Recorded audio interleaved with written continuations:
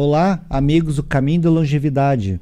Estamos aqui para a gente discutir temas, para a gente construir uma vida plena e com qualidade de vida. Hoje estamos conversando com Daniela Sarmento, arquiteta, urbanista, professora.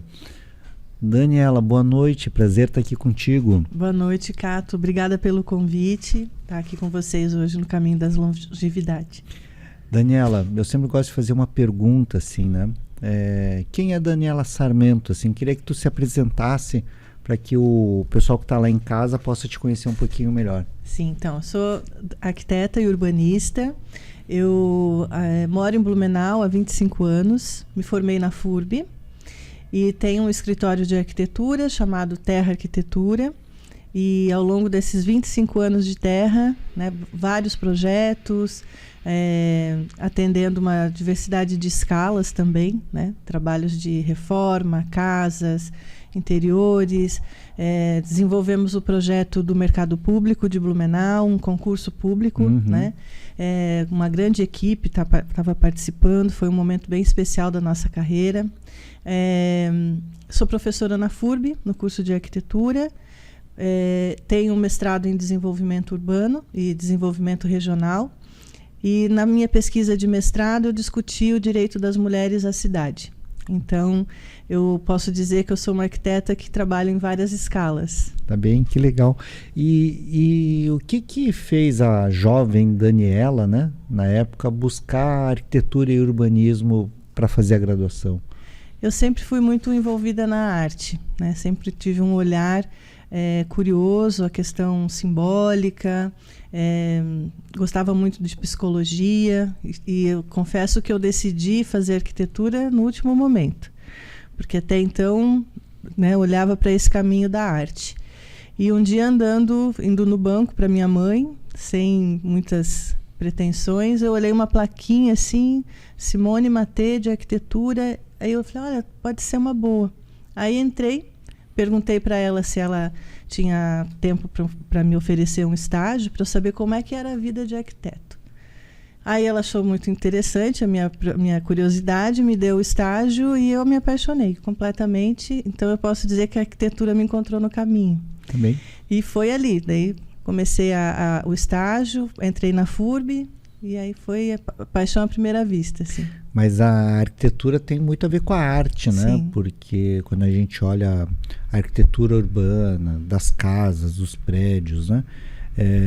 Tem muita correlação com a arte, né? Tanto que uma forma de fazer turismo e para ver cultura, para ver arte, é ver a arquitetura das cidades, né? O pessoal fala tanto de Barcelona, da Europa, da Itália, da França, né? De Paris, quanto é importante essa correlação entre a arte e a arquitetura, né? Sem dúvida, porque a arquitetura é uma expressão, né, de uma cultura. Então, a gente tem na arquitetura, na cidade, várias dimensões sociais, econômicas, plástica, enfim, a arquitetura ela é multidisciplinar. Então, a gente trabalha com o espaço. E nesse espaço existem várias funções, né? E uma delas é a nossa expressão. Tanto que você comentou o exemplo do turismo. Mas Blumenau, quando as pessoas vêm a Blumenau, quando vê a cidade de Blumenau, reconhece também as pessoas daqui. Né? Então, eu acho que isso que é o grande fascínio assim, da arquitetura, é lidar com todas essas camadas, né? Tanto do individual, da casa, quanto do conjunto da cidade. A gente está falando com todas as pessoas ao mesmo tempo e nessa linguagem do espaço. Né? Não é uma linguagem escrita e não é uma linguagem artística apenas. Ela é a expressão de uma cultura no espaço. Então tem muita tecnologia, tem muita questão social envolvida. Então ela é bastante complexa, mas ao mesmo tempo ela expressa, né? Aí eu acho que aí é o caminho da arte na arquitetura. Essa capacidade de expressão da cultura de um povo, né? Sim. E o pessoal lá em casa, Dani, deve estar pensando assim, mas a gente aqui está num programa para falar sobre caminhos da longevidade, de como construir uma vida com saúde plena, né? E aí eles devem estar curiosos, por que uma arquiteta vem aqui no programa, né? Mas aí eu venho conversando com as pessoas e tem uma coisa que preocupa muito, né? A gente da saúde, porque um dos problemas importantes que a gente vê no idoso e também nos mais jovens, é a casa, o nosso local de moradia. A gente passa lá uma boa parte da nossa vida dentro da nossa residência.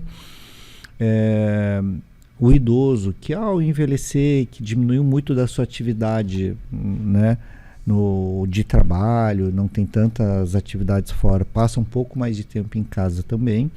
Então, quanto que essa casa ela tem que ser muito... eu não gosto de adaptado, porque parece que é uma casa tal e que a gente deu uma ajeitadinha, mas é uma casa pensada, planejada, né? Que eu acho que é isso que vocês adoram fazer, os planejamentos, os projetos, né? Como a casa tem que ser pensada para o bem-estar também das pessoas mais velhas, idosas, que têm sua dificuldade de mobilidade. Como é que a arquitetura hoje tem visto esse envelhecimento populacional e como é que vocês têm pensado nessas moradias hoje para o idoso? Então, essa realidade, né, que a tendência da gente ter um futuro muito próximo, a maior parte da população idosa morando nas cidades. É um desafio para a arquitetura, com certeza, porque a gente precisa deixar a cidade como um todo acessível.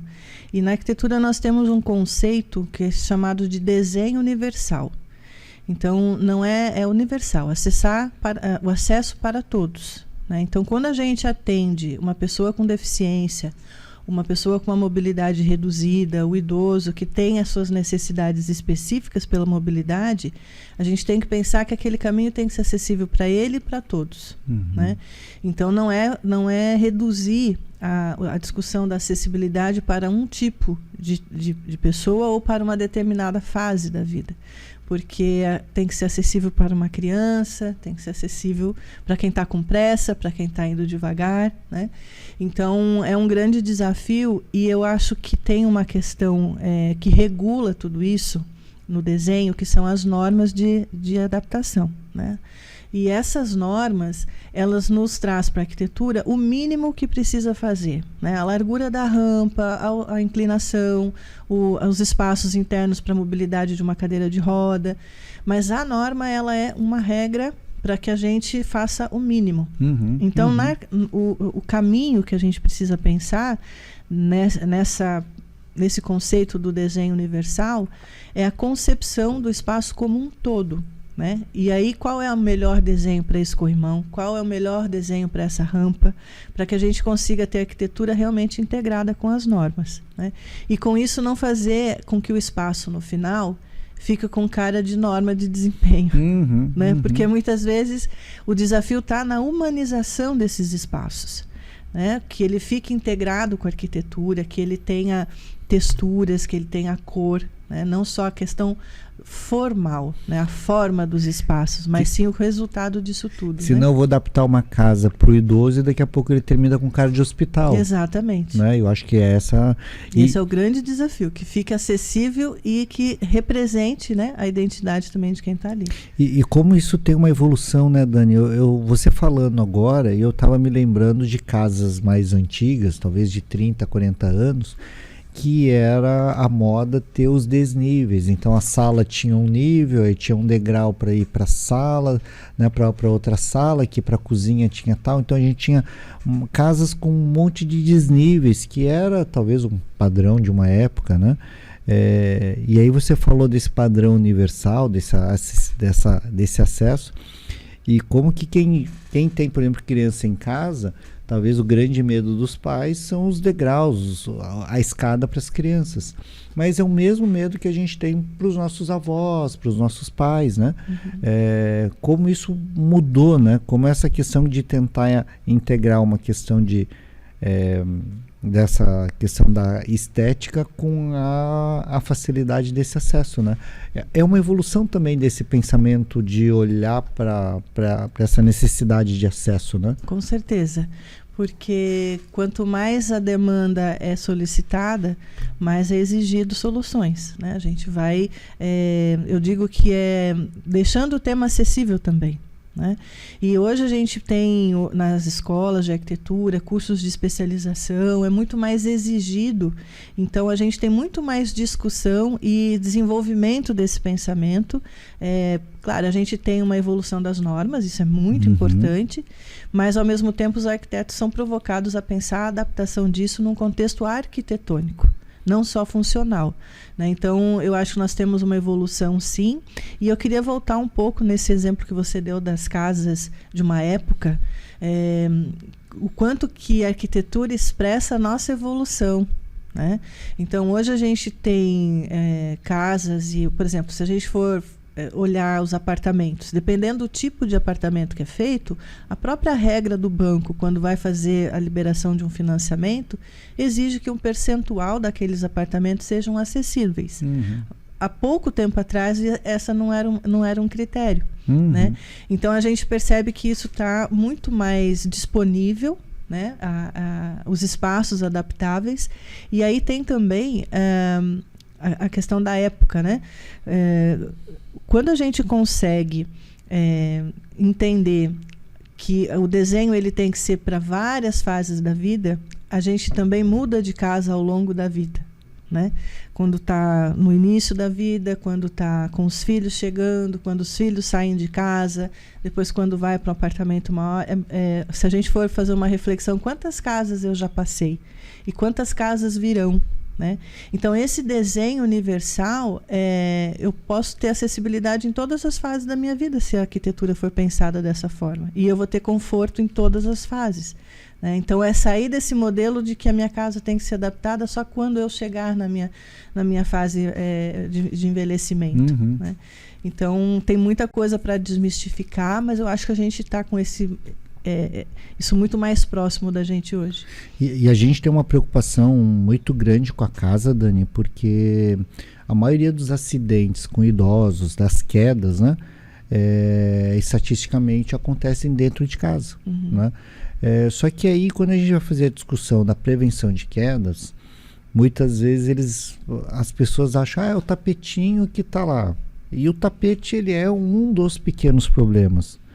Mas tem uma questão muito importante muitas vezes e que as pessoas não se dão conta, que a iluminação, por exemplo, ela tem um fator essencial, porque se eu não enxergo bem, se o ambiente não está bem iluminado, eu não vejo nem o tapetinho, mas também não vou ver o tênis que ficou no meio do caminho ou qualquer outra coisa que seja no caminho.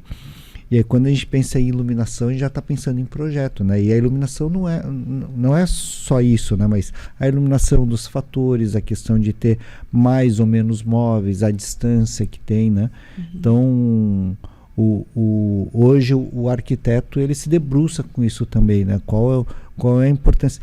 E dentro da arquitetura, da faculdade, dos órgãos de classe, né? Vocês têm discutido melhor isso também, de como também incentivar os jovens arquitetos, né, os alunos, a também pensar nessas questões na hora de fazer um projeto, de pensar um local de moradia para as pessoas como um todo? Sim. A técnica, né, a interpretação dessas normas faz parte dos currículos e são várias experimentações, tanto nos projetos residenciais como nos projetos públicos. A gente precisa ter essa preocupação independente do tipo de projeto que está sendo feito, né? Mas a casa, ela tem essa questão dos acabamentos que você colocou e do layout. É muito comum, ao longo da vida, a gente ir acumulando coisas. Então, eu acho que um desafio também é a gente estar sempre olhando, além da aplicação de todas as normas, de ter o mínimo lá das questões da acessibilidade, o funcionamento da casa. Editar a casa para aquele momento que a gente está. Então, assim, a presença do tapete Por quê? Porque o piso talvez seja escorregadio. Então, qual é esse piso ideal? Quais são as texturas que eu preciso ter nessa casa? A iluminação, muitas vezes a gente tem muitas casas com janela, mas passa o dia inteiro com as cortinas fechadas. Então, essa forma de utilizar a casa nesse pensamento de acesso universal. E aí é textura, cor, iluminação, os obstáculos, né, os desníveis, que às vezes 3 centímetros é suficiente para a gente ter um ponto de atenção. A anatomia dos mobiliários também, né? Questões de ter as cadeiras com ergonomia, as alturas, a condição de acessar os móveis, né? Para a pessoa consiga ter autonomia. Então, às vezes nem é uma grande reforma que é necessário. Às vezes é uma edição dessa casa. Organizando os layouts, substituindo alguns revestimentos, a gente consegue fazer essa casa ficar muito mais confortável, né, de utilizar. Então, precisa ter esse diagnóstico que vai desde a edição de uma casa nova e também a reforma de uma casa existente com níveis diferentes de intervenção, né? Às vezes só um planejamento, um diagnóstico de layout, a gente já resolve muita coisa. Sabe que a gente na geriatria tem que às vezes se meter em algumas áreas, né? Porque a gente não consegue orientar eles a procurar um profissional e a gente às vezes tem que fazer uma orientação. Uma orientação que às vezes eu dou que parece ser muito simples e as pessoas não se dão conta que estão em casa numa poltrona, às vezes ela é muito baixa. Aí a pessoa mais idosa que já não tem a musculatura das pernas tão bem, ela tem dificuldade em sentar e levantar. E às vezes eu tenho que falar assim, ó, chama o marceneiro e faz um calço para a poltrona para ela ficar 5, 7 centímetros maior. Vai ficar mais fácil dele sentar, mais fácil de levantar. E às vezes só de fazer essa pequena atividade já facilita o deslocamento dele em casa. Não precisa de ter alguém para levantar ele do sofá. Então, para ver como às vezes assim pequenas coisas que a gente pode pensar em casa faz uma diferença enorme no dia a dia.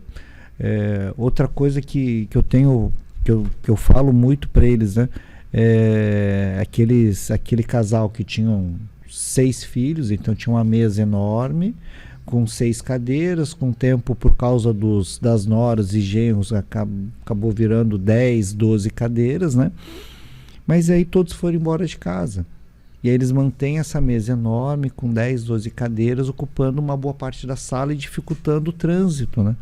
E às vezes eu falo assim, costa essa mesa mais para o canto, tira 6 cadeiras, deixa 6, né? E que vai ter mais espaço para mobilidade, né? Então assim, parece que é bem isso que tu tá falando, né? O quanto que é importante a gente poder ajudar eles nessa reorganização do espaço, né? A reedição da casa. Né?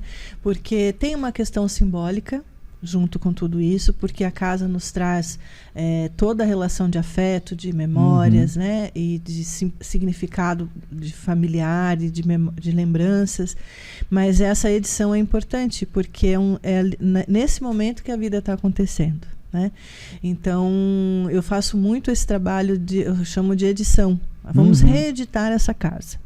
Né? Então esse quarto que está ali ocioso porque um filho saiu ou, né, enfim, vários motivos, às vezes um espaço para um novo hobby, né? Uma abertura de uma janela maior para entrar um pouco mais de luz, e às vezes não precisa ser muitas alterações, é questão mesmo de dar novos significados para esses espaços que estão ociosos e reorganizar esse layout. E aí você fala de novos significados nos espaços ociosos, a gente dentro da psicologia, a gente fala que a pessoa idosa ela precisa dar um novo significado à vida. Porque se o significado dela num certo momento era o trabalho, era criar o filho e tal, chega um momento que eu já estou aposentado, meu filho já está, né, já é um adulto, já está até, né, e aí qual é o meu significado da vida? Então eles têm que achar um significado também. E aí agora a gente tem que achar também um novo significado para casa também. E a casa ela é uma ferramenta muito poderosa para isso. Porque quando a gente está mexendo nas gavetas, né, a gente está mexendo também no emocional, nas memórias. E isso faz muito bem. Né? É tão bom fazer uma faxina na casa, é tão bom organizar o armário.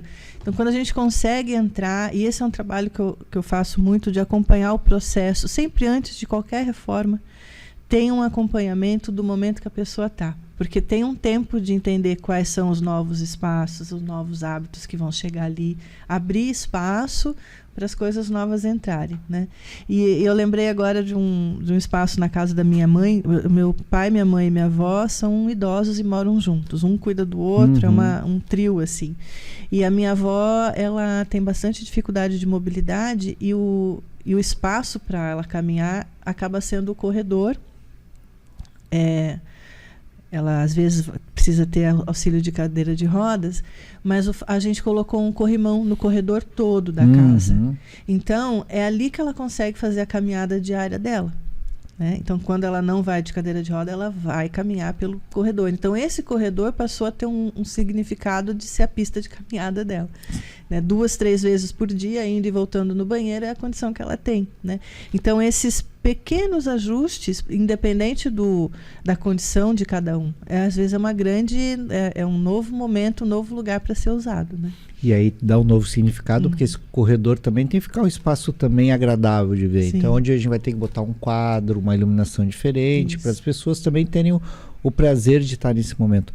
E eu sempre falo, né, eu oriento muito o corredor também para fazer a caminhada, ou quando as casas têm varanda, muitas vezes. Então, de adaptar esses locais e transformar ela em ambientes prazerosos, né, de convívio, né? Então, muito interessante. Essa parte da varanda é muito importante, e a sacada também. Ter um atrativo na varanda e na sacada para que consiga também ter a questão de tomar o sol, né, de ficar um tempo ali. Porque às vezes ficar ali parado, sentadinho, não tem muito interesse, mas se tiver alguma atividade a mais, fica mais interessante, né? Sim.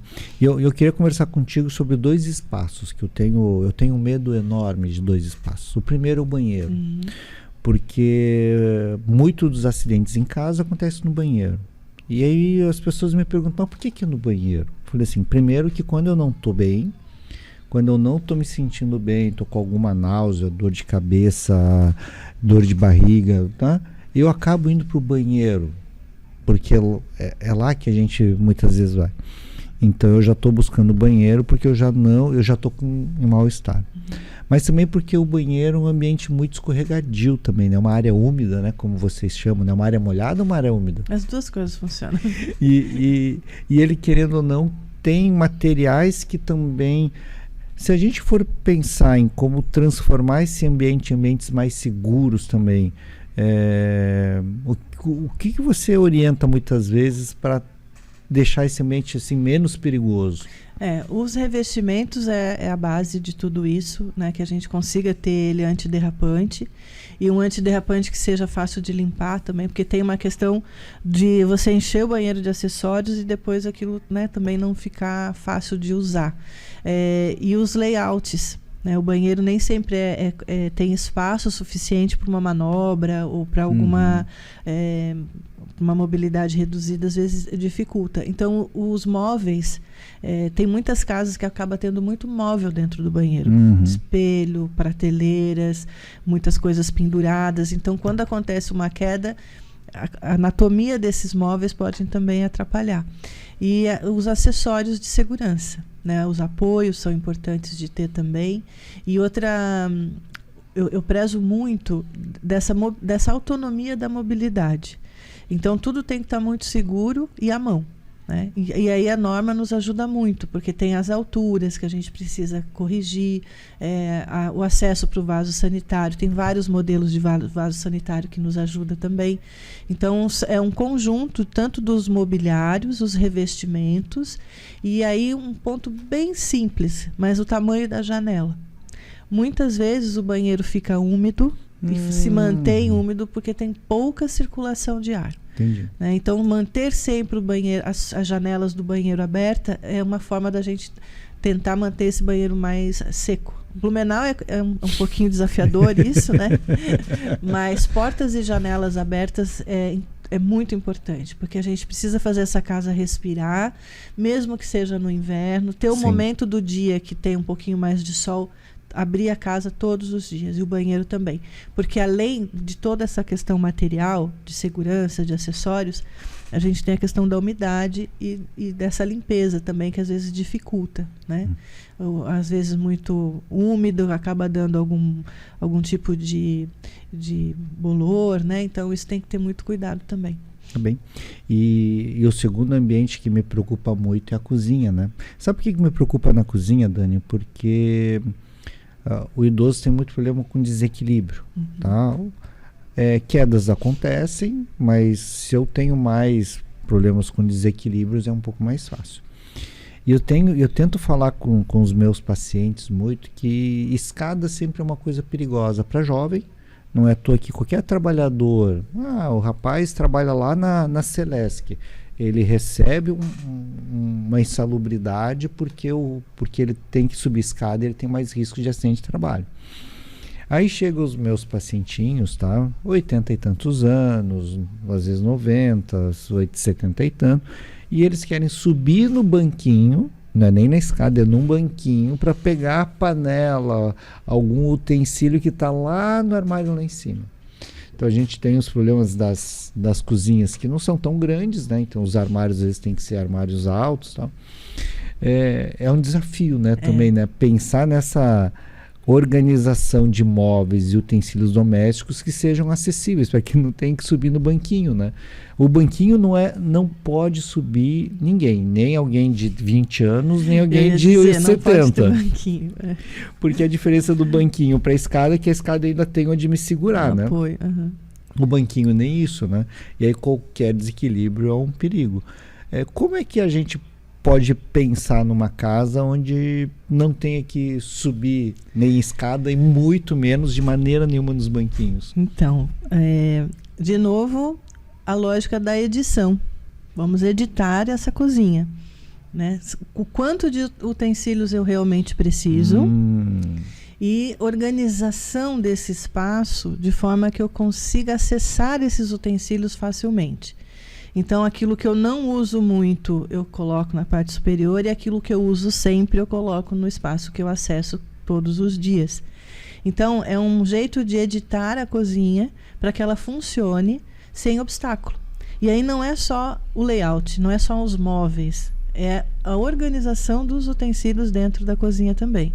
Então, o espaço do preparo, de manusear as panelas, de acessar os talheres, existe um fluxo dentro da cozinha que, se eu perceber o jeito que eu faço isso, no meio do meu trajeto, o que tem de obstáculo?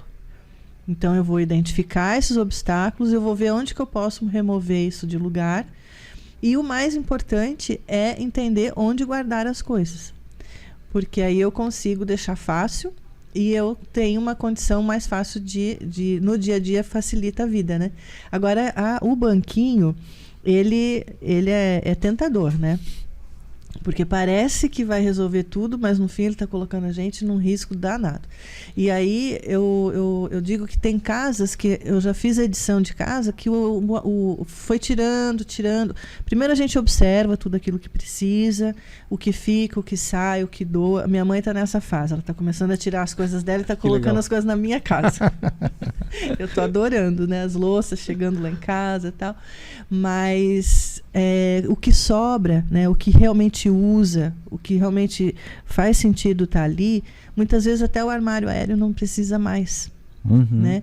Então, porque quando vem mais pessoas, ou quando vem, uma vez ou outra que eu vou usar aquele utensílio a mais. Né? Então, é uma edição que a gente precisa pensar. Tá bem. Eu sempre me preocupo nisso, e eu estou começando a pensar que a gente vai ter que ter o arquiteto da equipe de saúde mais daqui a pouco. Tá? Eu tenho certeza que tem que ter o arquiteto na saúde, porque arquitetura é saúde, né? A gente tem um trabalho, eu tive uma fase participando do Conselho de Arquitetura, onde nós discutíamos a moradia e saúde, né? E fizemos várias conversas, né, com o pessoal da saúde, da importância da gente ter os dois profissionais fazendo o diagnóstico. Tanto para a moradia social, quanto a questão da acessibilidade, porque às vezes a solução daquela patologia ela está numa janela que não está bem aberta, ou numa infiltração que está acontecendo, ou um layout que não está funcionando, né? Então vamos sair um pouquinho de dentro de casa e vamos para fora de casa. Assim, eu tenho inúmeros pacientes, e não é um nem dois, Dani, que a gente hoje tem que ofertar para eles uma consulta no domicílio, ou que ele tem um prejuízo por não conseguir comparecer às consultas no consultório, porque ele não consegue sair de casa. Uhum. Porque aí o acesso para ele sair e transitar na cidade também já está muito prejudicado, né? E é uma pessoa que às vezes não tem nenhum problema maior, mas a mobilidade está muito mais reduzida, né? E aí agora eu vou falar um pouquinho do teu lado, não de arquiteta, que também é arquiteta, mas do teu lado urbanista também, né? Como é que a cidade também hoje tem que pensar nessa mobilidade urbana para o idoso, e aí, como você já colocou e eu aprendi contigo hoje, nesse acesso universal, nessa mobilidade universal, não importa para quem, não importa para que momento da vida ou para que patologia ou deficiência a pessoa seja portadora, né, que tenha, né? Como é que a gente faz isso para... Então, é um desafio enorme, né? Porque a gente tem uma cidade desenhada para a gente usar o carro. A gente está sempre protegido ou se deslocando com algum tipo de prótese, né? Ou de moto, ou de ônibus, ou de carro. Então, o caminhar na cidade, o entrar e sair do espaço público e do espaço privado, é o espaço da nossa calçada, é o acesso até os edifícios. Então, esses são espaços que eles acabam ficando sem prioridade, né? A gente tem alguns movimentos de revisão dessas calçadas, enfim, mas a gente tem a cidade inteira a ser desenhada ainda, né? Porque muitas calçadas novas já estão sendo revisadas, isso é muito bom, né? Com a questão do piso tátil, do acesso para o cadeirante. Então, acho que tem uma evolução aí também, né? Mas nós temos a cidade inteira para receber esse desenho, né? Até porque esse desenho, quem anda na cidade e anda a pé, vai perceber que talvez esse desenho esteja no centro da cidade. Sim. Então, na Rua 7, na Martin Luther, na Rua 15, na região da Alameda, da Vitor Conder, a gente tem, acho que um bom desenho, uma boa acessibilidade. Mas ele não é uma regra na cidade, né? Não. A cidade parece às vezes muito... Eu moro na região da Fortaleza e tem uma área muito difícil de caminhar. Eu que sou um corredor e que gosto de correr pela cidade, aonde eu saio para correr, eu tenho dificuldade de correr na calçada porque é muito irregular o piso, porque às vezes não tem a calçada. Não tem né? Iluminação, né? Muitas vezes quando precisa caminhar à noite. Então, assim, eu começaria no desafio desse acesso básico, da casa até a rua, né? E eu acho que tem, assim, olhando a jornada como um todo, os edifícios públicos têm um grande desafio de serem acessíveis também, né? Porque muitas vezes são edifícios reformados, adaptados. Quando a gente tem também algum patrimônio histórico, que são edificações antigas e que precisam ter uma adaptação. Então, essa interface entre o edifício e a casa, que são as bordas das nossas calçadas, o entrar e sair desses edifícios. Eu acho que hoje a gente está tendo muito mais exigência. Estamos evoluindo nisso, mas temos um bom caminho pela frente ainda. E eu acho que tem uma questão que, além do caminhar, a gente tem os espaços do encontro. E aí eu acho que, ainda na lógica do acesso, nós temos muita coisa para pensar e resolver. Porque, por exemplo, quantas praças em Blumenau tem banheiro? Quantos parques da cidade, os nossos parques na cidade, têm banheiro, né? Mas as praças, poucas praças têm. E a praça, ela tem um papel interessante porque ela está naquele circuito curto. Às vezes eu estou em casa e posso sair para dar minha caminhadinha de 15, 20 minutos, eu posso me encontrar na praça, né? E quando eu vou para a praça, eu encontro crianças, tem um encontro intergeracional, só que essa praça, a maioria dela não tem banheiro, né? Então esses equipamentos, pensando a jornada como um todo. E aí o acesso não é só de infraestrutura, é eu conseguir ter acesso ao banheiro, esse banheiro adaptado, eu ter acesso à água potável, né, nesse calor que a gente está vivendo hoje.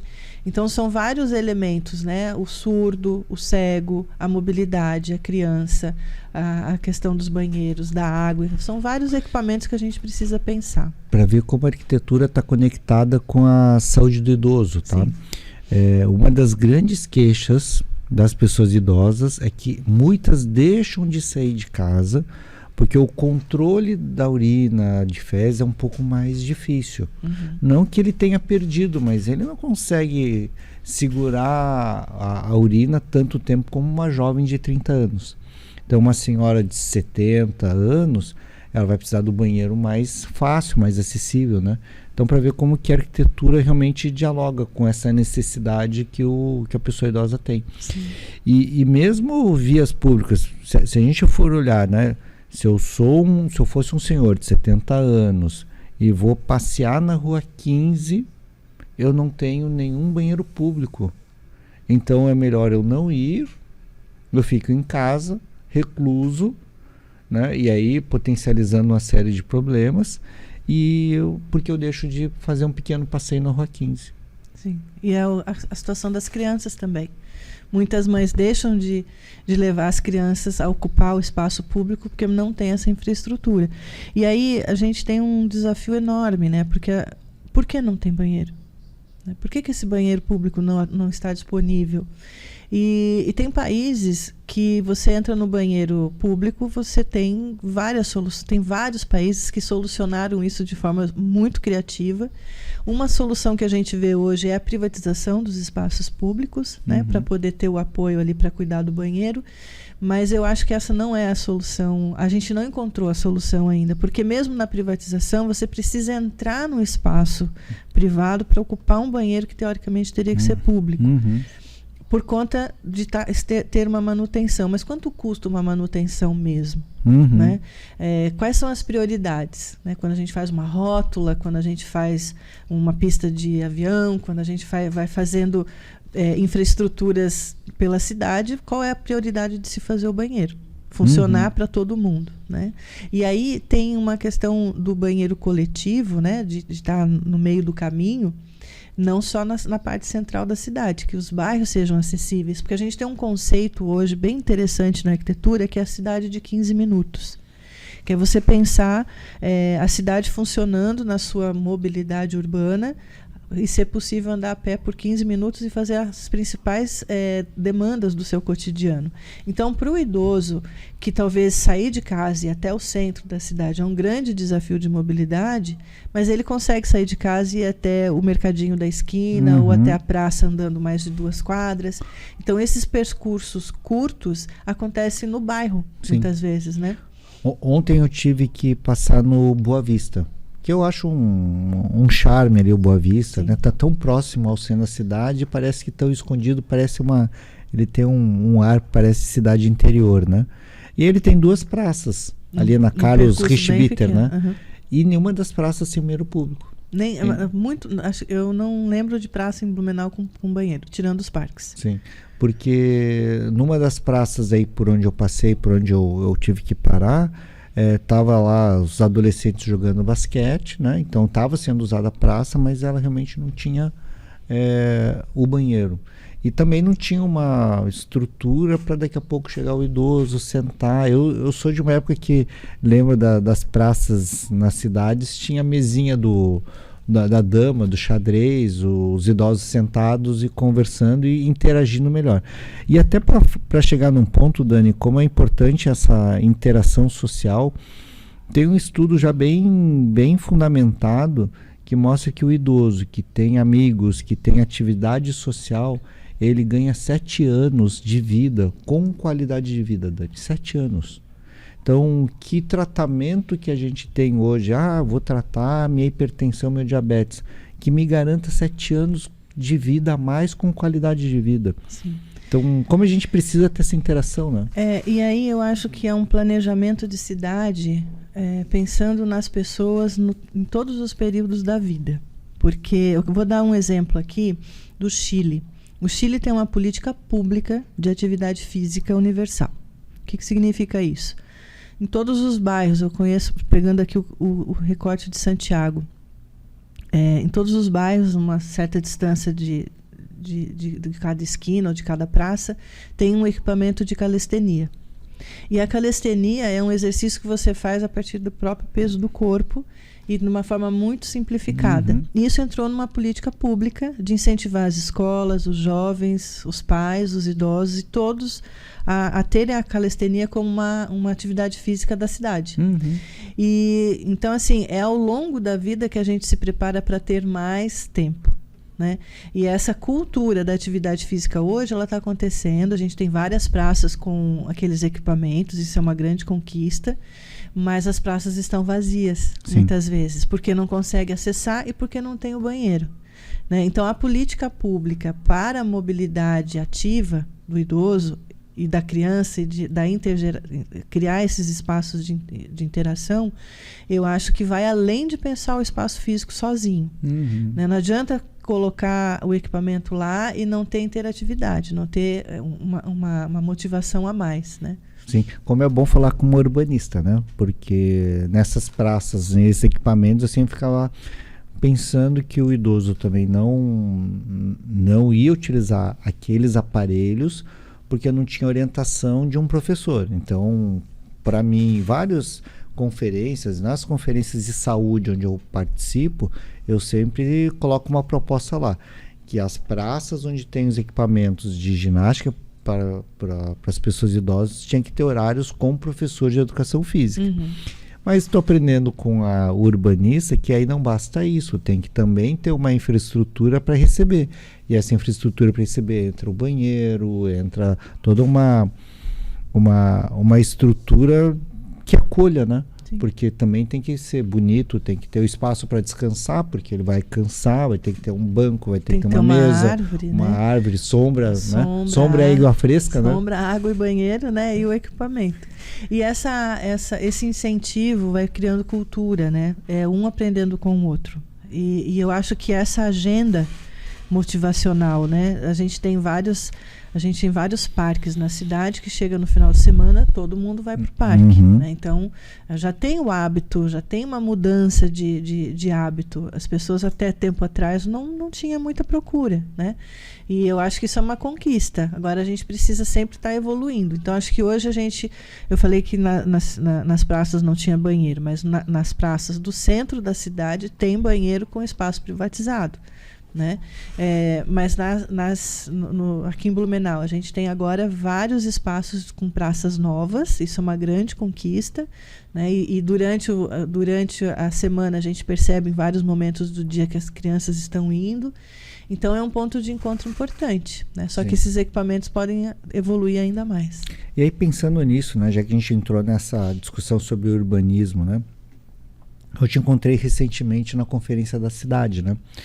E lá se discutiu a questão da cidade de uma forma muito ampla, né? Da questão climática, das questões de moradia e tal.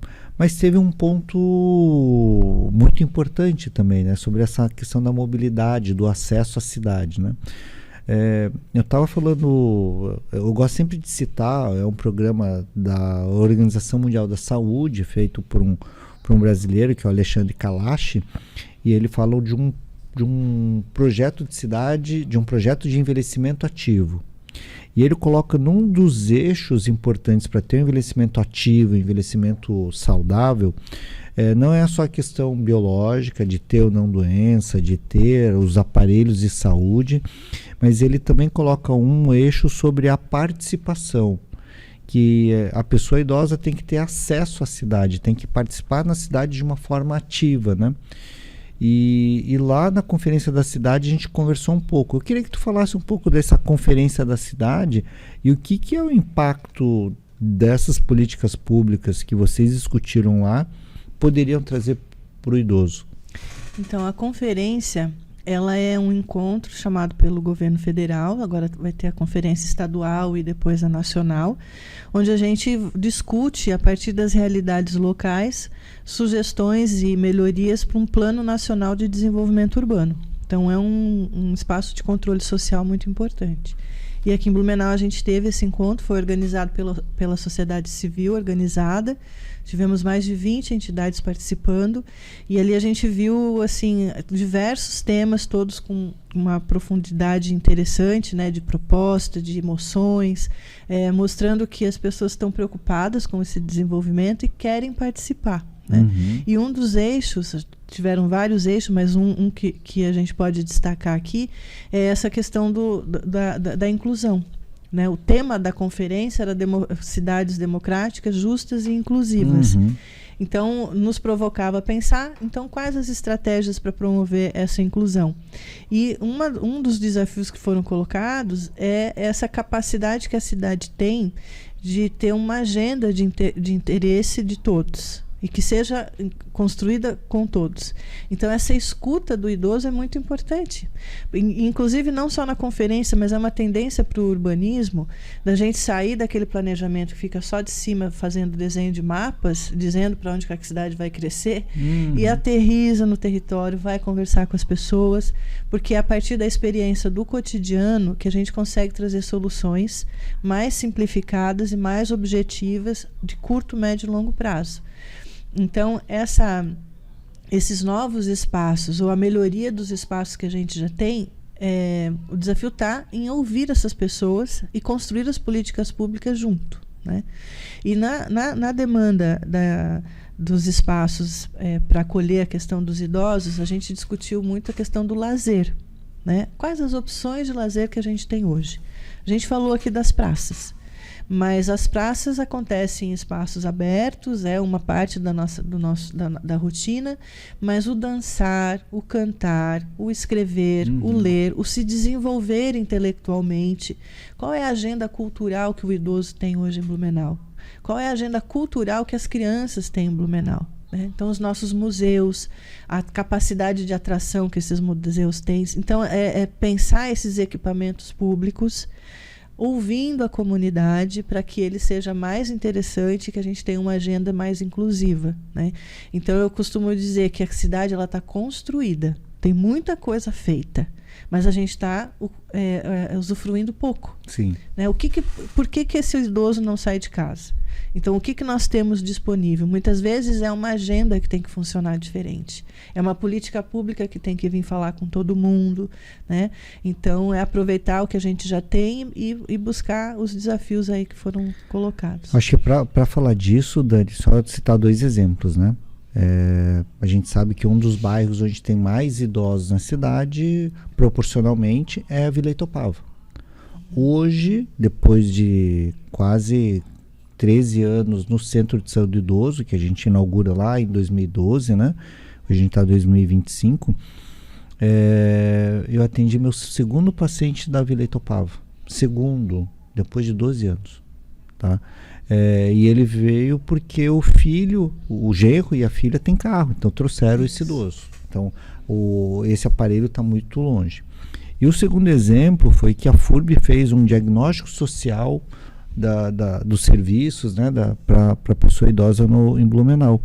E mostrou que o Pró-Família, por exemplo, que está lá ao fundo do Parque Ramiro, a maioria das pessoas que usam o serviço moram no entorno. Moram lá na Escola Agrícola, na Vila Nova, na Velha, na Água Verde. Então, os bairros na volta do Pró-Família, do Pró-Idoso, os bairros que mais tem alunos, né?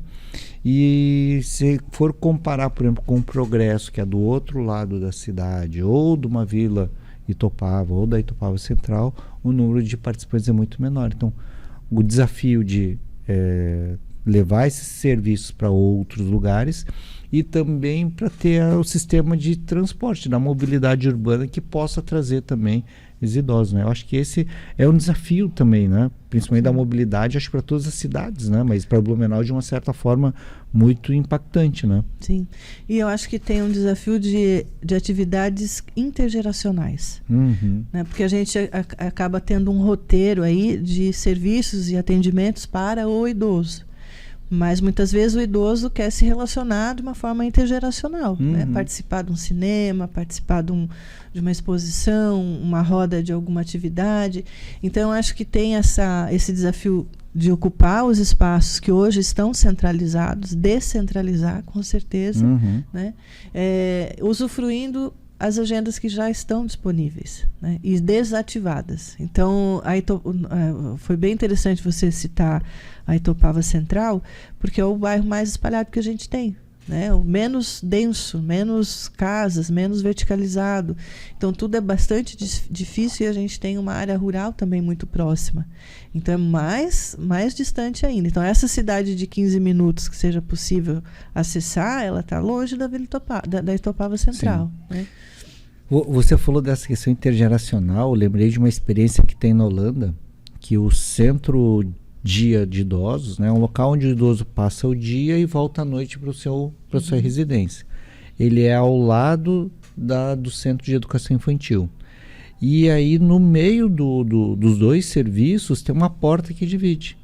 E em alguns momentos do dia, em alguns momentos da semana, eles abrem a porta e vai se encontrar os idosos e as crianças.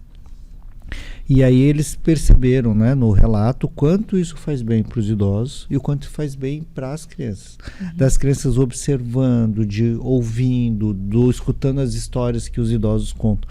Então, o quanto isso é benéfico, tanto para os idosos, que a gente imagina que é bom para o idoso, mas eles perceberam também o benefício para as crianças. As crianças se acalmam, escutam mais, tá? Então, tem uma questão bem importante desse encontro, né? E assim, a gente pensar, de novo, ressignificar, né? Talvez os equipamentos que a gente tem ainda não atenda, e a gente criar novos significados para esses espaços, né? E muitas vezes espaços que já existem. Eu digo que hoje na arquitetura a gente está mais pensando no fluxo do que no fixo. Vamos pegar aqui um exemplo. Se a gente criasse uma agenda intergeracional cultural, encontros no museu, onde os idosos vão e as crianças vamos nos encontrar no museu. Tem o desafio do contraturno, né? Quantos ofícios, né, poderia ser passado de colegas mais idosos para as crianças se a gente fosse numa marcenaria pública, se a gente tivesse um Fab Lab, né, com tecnologia e as crianças ensinando tecnologia para o idoso.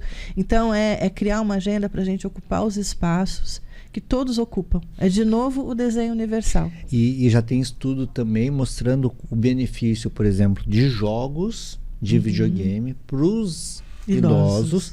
Melhora a atenção, melhora o reflexo, melhora algumas atividades, e esse estudo mostra o quanto que isso seria bom na questão da prevenção do Alzheimer. Então, a gente que briga tanto com as crianças para elas saírem da tela, talvez a gente tenha que levar os idosos para a tela um pouco, para brincar um pouco também, para jogar, porque se fala que é para brincar, algumas crianças vão ficar bravas comigo, porque não é meio uma brincadeira, às vezes é jogo de verdade mesmo. É para valer, não pode perder, né? É isso. O quanto que seria importante também nessa troca, né? Porque a gente pode, como mais velho, ensinar a criança a fazer uma marcenaria, uma coisa tão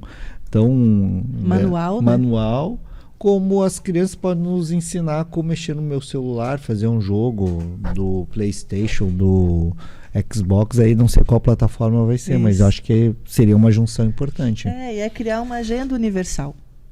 De novo, o desenho universal naquilo que está construído, nas agendas que a gente pode fazer para encontrar e olhar as infraestruturas que faltam. Né? Às vezes são ajustes que a gente precisa fazer e ter bastante criatividade na agenda do encontro. Sim. Né? E eu só agora, você falando da questão cultural, né? Eu estava lendo uma matéria esses dias e, se eu não me engano, Holanda também, um casal de idosos que moravam numa casa de idosos, eles sumiram, desapareceram. Eles ficaram 3 dias desaparecidos, eles buscaram por tudo, e quando eles voltam, eles tinham ido a um festival de rock and roll, tá, na cidade ao lado. Eles ficaram sabendo, os dois gostavam de rock and roll, foram, ficaram 2, 3 dias no festival e voltaram depois, e porque não avisaram ninguém. Esse foi o problema.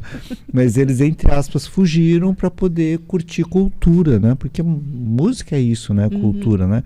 Então, às vezes as pessoas têm preconceito dizendo que o idoso não precisa mais ser cultura, não precisa ter isso, ou que ele vai ter que escutar arte barroca, música clássica. Não, às vezes ele quer um rock and roll. Não, e esse risco de criar categorias e colocar todo mundo dentro de uma caixa, né? Então, assim, o que é de idoso é de idoso, o que é de criança é de criança, e a gente vai fatiando a cidade e os equipamentos vão fatiando a gente também, né? Vão categorizando.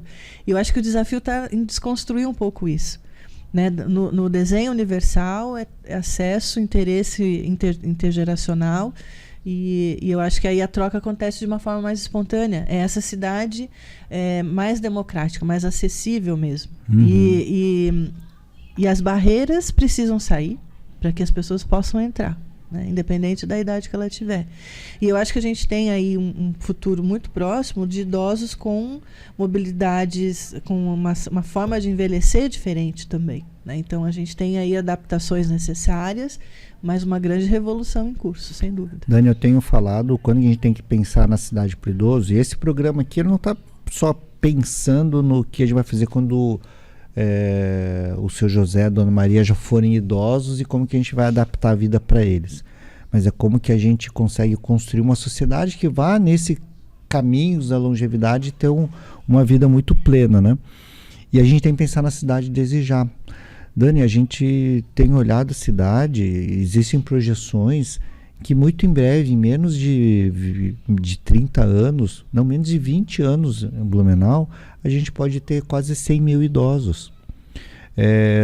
Em 10 anos, o censo de 2010 para o censo de 2021, né, foi quando fecharam o censo 11 anos depois, a gente tem um salto de 30 mil idosos para 57 mil idosos. A gente tem quase um dobrado número de idosos.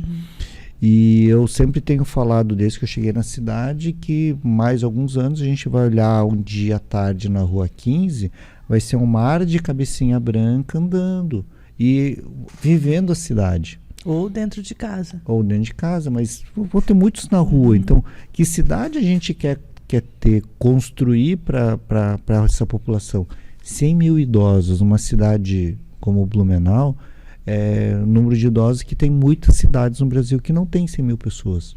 Então, como é que a gente hoje vai precisar fazer disso? Por isso que essa conferência municipal aí das cidades foi tão importante, né? Para a gente poder abordar esses temas também pensando em preparar essa cidade, isso, não só para idoso, mas para todas as pessoas, né? Isso, e o papel da conferência é exatamente esse, é trazer a perspectiva da comunidade para as prioridades, né?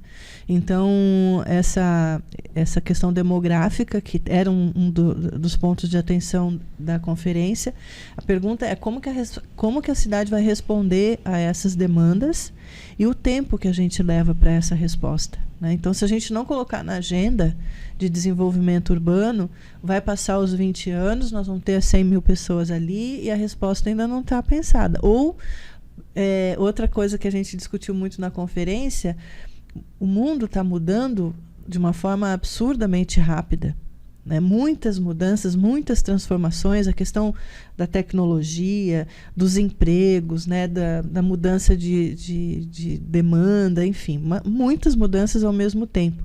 Então, tem algumas coisas que a gente desenvolveu ao longo do século XX, início do século XXI, que não tem mais como continuar, porque não funciona mais. Então, a gente corre um risco de, se não parar para mudar a forma de planejar e de priorizar as coisas, de ter uma cidade obsoleta. Sim. Né? A gente precisa desconstruir muitas coisas que a gente fez até aqui e pensar política pública e desenvolvimento urbano nesse novo olhar, né? Nesse desenho universal, nessa integração. Então, são equipamentos públicos que ainda não estão disponíveis, é uma agenda pública que não está disponível ainda, é uma outra forma, talvez, de trazer essa resposta, né? E ouvindo. É fundamental que a gente consiga ter essa participação.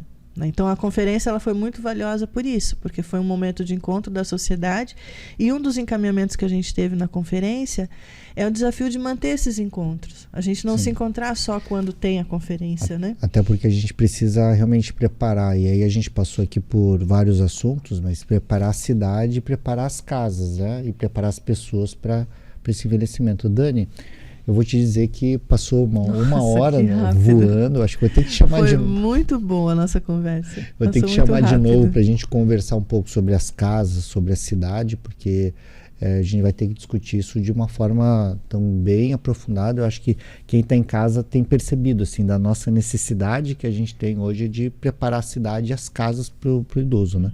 Eu vou te convidar para fazer parte da equipe de saúde, porque é essencial, e te agradecer, Dani, por você estar aqui, trazer muito do teu conhecimento. Aprendi bastante hoje, e agradecer quem está em casa aí por estar nos acompanhando, né? E dizer, todo sábado a gente está aqui no Caminhos da Longevidade, porque a gente quer construir uma vida plena e com qualidade de vida. Obrigado a todos. Obrigado, Dani. Obrigada a você.